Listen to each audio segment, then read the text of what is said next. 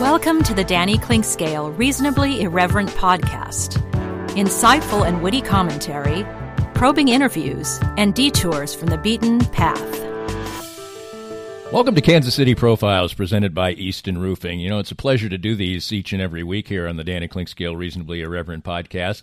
And one of the ideas behind it is to let you get to know people a little more personally who you know professionally. You know their accomplishments, you know their great work, and that certainly falls into this category today with Blair Kerkhoff of the Kansas City Star. He's a member of the U.S. Basketball Writers Hall of Fame, but he's been so much more than that during the course of his long career, and he's still at the Star after these many years. He's a native of Pittsburgh, which I didn't know. I thought he was a native of North Carolina, but he eventually grew up in the state of North Carolina, but he's been in Kansas City for well over 30 years now, or around 30 years or so. And I was really looking forward to getting to know better Blair Kerkhoff, and as you'll hear in the interview, researching him and trying to find out tidbits is pretty difficult because he's kept himself as a private person, and doing research to him is pretty much a fool's errand. You can't find anything. So that's the accomplishment today, is that we will find out things. We'll find out a lot of things about Blair Kerkhoff, one of the nicest men in our profession, universally liked and respected, and accomplished as well. Blair Kerkhoff of the Kansas City Star, and so much more coming up next. If you are looking for quality work on your home by a local company that values integrity as well as quality, then Easton Roofing is the easy choice. You're not just a number or contract to Easton, where no job is too big or too small. Owner Joe Spiker is always personally available to you if you have questions or concerns. For residential and commercial roofing jobs, large and small, attic insulation, gutters, and much more, Easton Roofing is the perfect choice for you. Among their countless accolades are 4 consecutive years as an Angie's List Super Service Award winner, over 60 5-star Google reviews, over 60 5-star Yelp reviews, and Best of House honors 4 years in a row. A hands-on small business named after the owner's son, Easton Roofing does things the right way. All repairs are completed by Easton employees, and the company is completely licensed and insured. Get the personal, quality work that you are looking for the most important thing in your life, a safe and beautiful home. Visit eastonroofing.com or call 913-257-5426. Make the best choice when you need help with your home. Easton Roofing, where integrity matters. For many people, a family law case will be one of the most difficult experiences in their life. The law firm of Kenneth McRae will help you through it. Personal and effective help from Ken in concert with you will develop a unique strategy for your unique case. As Ken always says, divorce can be civil law, not civil war. Licensed in Kansas? Visit McRaeLawOffice.com or call 913-972-4765. Get a refreshing change of your expectations of a sports bar and restaurant at the 23rd Street Brewery in Lawrence. Matt Llewellyn's welcoming spot at Clinton Parkway and Cassold covers all the bases, like their own handcrafted beers and all the televisions you need for great sports viewing. But it's the large, varied, and delicious menu that stands apart. From a favorite of mine like the awesome ahi tuna appetizer to great sandwiches, outstanding pizza, and truly fantastic entrees, the 23rd Street Brewery has it all. Matt and his friendly staff make it that much more enjoyable. Food until 10, fun until late. The 23rd Street Brewery is a can't-miss stop when you are in Lawrence. And it's time to speak and reveal many dark secrets of Blair Kerkhoff, which there are probably none, but he puts me in the position because he's seemingly a very private young man. And we use young man with each other, so we can pretend. We can pretend. We can call each other young men. Because ordinarily I like to do extensive research for these projects on the Kansas City Profiles presented by Easton Roofing, but that gleaned virtually nothing. I think there was one where it was more those background things that these are the names you've used through the years and things like that. So this will be a sunshiny event for me, too, bringing rays of sunshine into my life and knowledge. I even reached out to a couple of his co-workers seeking desperately to get a tawdry story or two, of which I failed miserably. Yeah, I keep it from them as well. So we're going revelatory today. Yeah, well, we'll see. We'll see. That's totally up to you. Well, I usually like to start these things at the beginning, and What is your first, coherent memories as a young boy? Well, as it relates to sports, not even just that. Okay, well, I'll tell because there is one. Okay, and I couldn't have been more than. Let me think about this. 3.5, 4 years old. That's about when I started having memories. When I can remember the American flag draped coffin of John Kennedy. Wow. On our black and white going, up wherever it was, Pennsylvania Avenue, wherever right. it was, and my mom crying, and sitting in the couch watching television. It happened during the afternoon, so my dad was at work and mom was home watching TV, and she was crying. And I'm 4. Right. What does anybody know? But I just remember that. Mm-hmm. I remember the black and white television set in our apartment at the time. So that was probably the earliest memory that I have of just applying an event to a memory, right, or a memory to an event. So, but as is probably the case with you, a lot of the early memories I have are of sporting events, watching sporting events. I can remember some of the early NFL championship games. The Browns seemed to be in them a lot. Right. And the Ice Bowl. I can remember watching Packers and Cowboys Ice Bowl game. And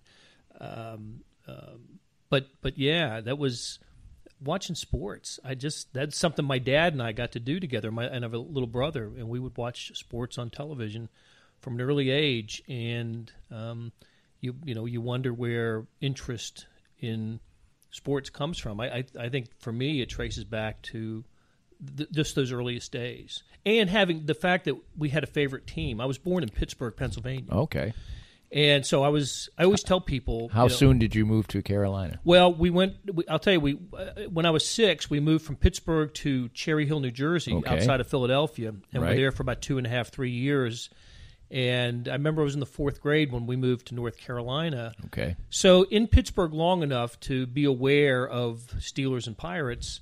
And I always told folks when I was young, I was a Pirates and a Steelers fan in that order, because that was the order in which the teams were loved in Pittsburgh right. then. Right. The Steelers in the 60s were terrible, horrible, abysmal, the worst franchise in the league. They couldn't even figure out to put their logo on both sides of their helmet. They absolutely couldn't. The only, well, at least they were better than the rival Browns that didn't have a logo on their helmet. They didn't have a logo, right. But no, that's right. And played at Old Pitt Stadium. I never went to a game when I was a kid. But I just remember people listening to games on transistor radios, right? In summertime when they had their lounge chairs out, drinking beer and listening to games on transistor radios, Pirates and Steelers games. Iron City, no doubt. IC, that's exactly right, absolutely. They didn't have IC Light then, but no. But Iron City, I got to remember the label on that can. Yeah. So. What you mentioned, you have one sibling, is that correct? A younger brother? No, I have an older sister and a younger brother. Okay. So, the 3 of us, and maybe that's why I have 3 of my own. That was the magic number for us. I see. What was family like life? Was this kind of stereotypical 1960s suburban living, or how would you categorize it? I don't know if it was. I suppose it was suburbs. In Pittsburgh, like I said, we lived in an apartment near downtown. You could see the downtown skyline from parts of our neighborhood, and it was often smoggy, as Pittsburgh was in the 60s. So you kind of lived in a semi-urban neighborhood of sorts. Yeah, and I would like a borough or something. Yes, I think that's right, and I would consider it kind of lower middle class because in a typical. Maybe a typical way. My mom didn't work. She didn't even have her driver's license. This is so amazing, because we did a Kansas City profile of Vahe Gregorian, and his mom didn't drive until a later age. My mom did not drive a car until a later age, and now same thing. So I don't think you live in a childhood where mom's not taking you to the ball games and stuff like that. Well, that's right. I mean, I can remember going to Acme. That was the supermarket in a cab with my mom. That's because my dad traveled. He spent some time traveling. What does your dad do? He was a salesman. He was a traveling salesman. He was very everything you hear about traveling salesmen. So he would leave the house on Wednesday or on Sunday nights, and we wouldn't see him again until Thursday or Friday. So and what did he sell? He was into he sold shoes. Wow. He sold shoes for Tom McCann. Wow. And among other companies that he worked for. So he, he's out during the week as a salesman, and it was just my brother, my sister, my mom at home. She doesn't drive. You have to buy groceries every once in a while. So yeah, she'd pile us in the cab, and we'd go to the A&P or the Acme, and which is what they were then, right? The local grocery store. So yeah, that was it. So that is a little bit of difference. That's somewhat similar to my childhood, because during those ages, my dad worked. He did the 11 o'clock news, so he was gone when we came home from school. And he was asleep when we went. So, like we wouldn't see him all week. Yeah, same thing, same kind of thing. But worked different. Basically, he worked a different shift. Right. So, yeah, I remember. You talked about driving people to practices and stuff. I really do think that is a modern phenomenon. Oh yeah. You rode your bike to where you needed to go, to the Little League field, to the elementary school to play on the playground there, to the park. You walked or rode your bike. There was no driving. There weren't parents arranging play dates, for neighbors' kids. You were, that was the neighborhood. That's what you did. Every I can remember every day in the summer after school, you'd hang out and play. It's funny. So this is in Pittsburgh, and my dad and my brother and I 4 or 5 years ago we met. We had a little reunion in Pittsburgh, and we went to a Pirates game. And it's funny, my dad and my brother remained big fans, and kind of when I got into journalism, right, even before then, I really could care less about how they do. But it was fun to be with them in that setting, at a Pirates game. And we went to the old places. We lived in a couple different places in Pittsburgh, and they're still there. And oh, really? So have they not changed that much? Well, they've gotten even poorer than when I was there, which was at least one of them. It was fascinating to me just how poor it had gotten. A lot of immigrants were there now, and another place was about the same. But it brought back a flood of memories. Just 50 years later, sort of memories. 45 to 50 years later, it's. I would recommend to anybody who is in a similar situation to some point go back, revisit that. And the conversations I can remember having with my dad about what he remembered, because his memories are totally different than mine. Right, what sure. The nights that the things that he thought about and wondered about. That was really fun. Yeah, my parents actually live in the house that I grew up in, so I go back there when I go back there. Then, so you moved to New Jersey for a couple of years. Was that just your dad going to a different shoe company? Took a new territory, because that's what as you grow up, you meet kids who are like military kids, and their dads get transferred from base to base. My dad gets transferred from territory to territory. He took over this territory, and then we moved to North Carolina because he took over that territory. And I didn't know what any of that meant as a kid. As he's a sales rep, and sales reps have territories. Right. So yes, that's how we ended up in Raleigh specifically. You mentioned you were would categorize in Pittsburgh as lower middle class. When you moved to New Jersey, had he sort of moved up the ladder a little bit, or not? No. I think as long as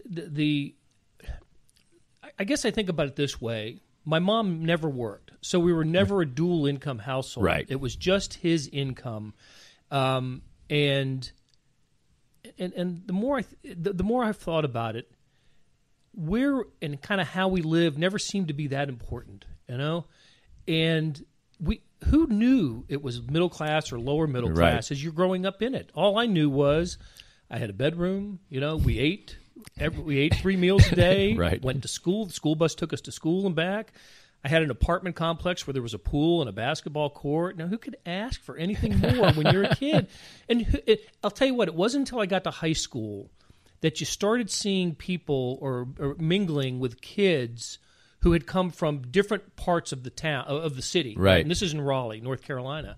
And some came from exclusive neighborhoods. I mean, big houses, and so now we make friends with these people. We go to their house, and you think, wow, my God, people live in these houses. So did you live in an apartment throughout your entire... No, I'll tell you, until about 12 years old. Okay. When we moved we went apartment house. But about 5 years in North Carolina, still in an apartment, then we moved into a house, and I could finally, bring friends over, because I didn't want to bring them over to the apartment. It was fine for the neighbor kids to come over. They all knew where I lived, but when I met new kids, I didn't want them coming over to the apartment. After I've been to their